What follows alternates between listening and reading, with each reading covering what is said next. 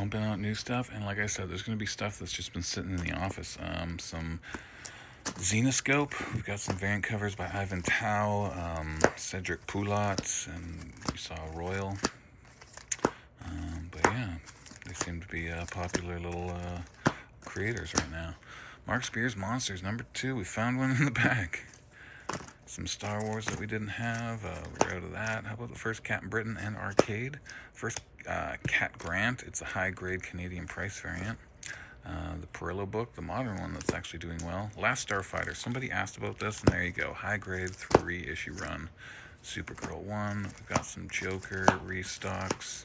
Some cool variants. Tony Harris and David Finch. Bermeo. Nice Spawn one. That Tom King one. That is so dark. That was such a terrible cover because of the darkness. Matina. That was Matina. Power and Glory variant. Shaken and another Universe Ashcan Star Slammers. Limited to 5,000. Simonson. Newsstand, a little lower grade, but first Ben Reilly as Spider-Man. There's another Xenoscope.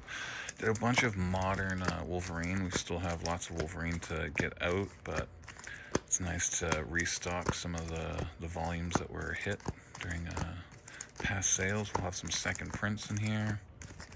Ramos Civil War one, that was a fun one. Greg Rucka had a big run with Robertson. Miller had a run with Ramita. It was a fun storyline. Yeah, Greg Rucka, Fernandez did the art there. Back to Robertson. Alright, and Ribic doing the first 6 or 7 covers is pretty nice. We got some variants here. 1 in 15 Casada, 1 in 15 Silvestri, the black and white Kari, another 1 in 15 Casada, black and white. The homage to the old horror stuff by Greg Land, Death of Sabretooth, second prints. You know, I'm a big fan of those. Jurjevic, another second print. 900, we got some annuals. First Shiva, I always liked this cover. Just a couple of straight older ones for some reason, but they were there. And how about Old Man Logan? People love that run. There'll be more parts. Oh, here they are. McNiven and Miller.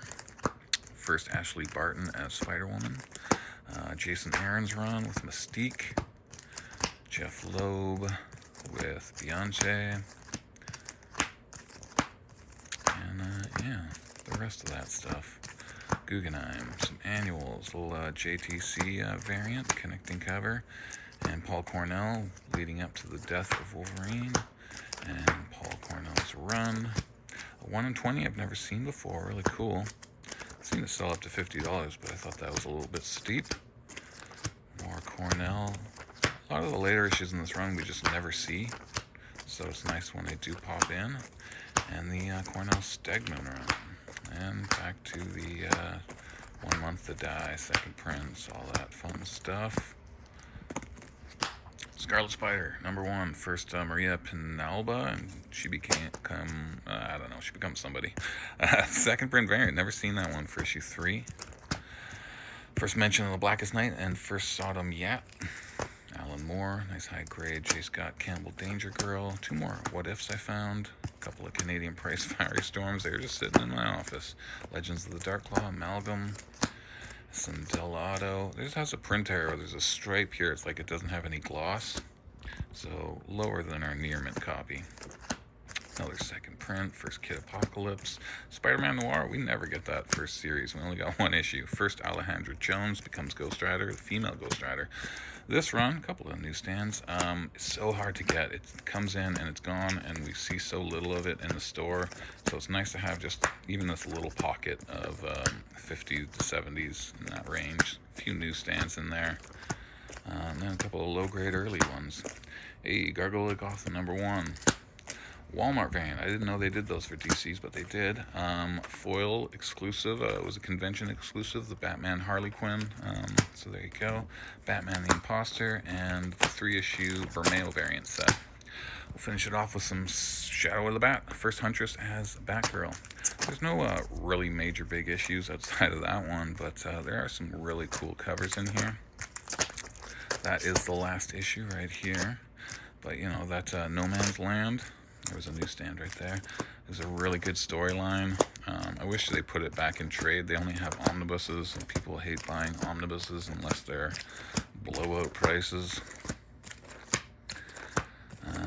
But yeah, there you go. Shadow of the Bat. A lot of this we didn't even have on the site. Like some of it we were restocking, just adding quantities, adding different conditions, that kind of thing. But big chunk of the later runs, like 60 down to 90, we just didn't have and might not have had before. I'm not sure. If we had, it was years ago. I love that cover. Coins on his eyes. Doesn't that look like Hush? Doesn't it? And Still Freeze had a healthy run of covers. He did like what, the first 40 to 50 issues.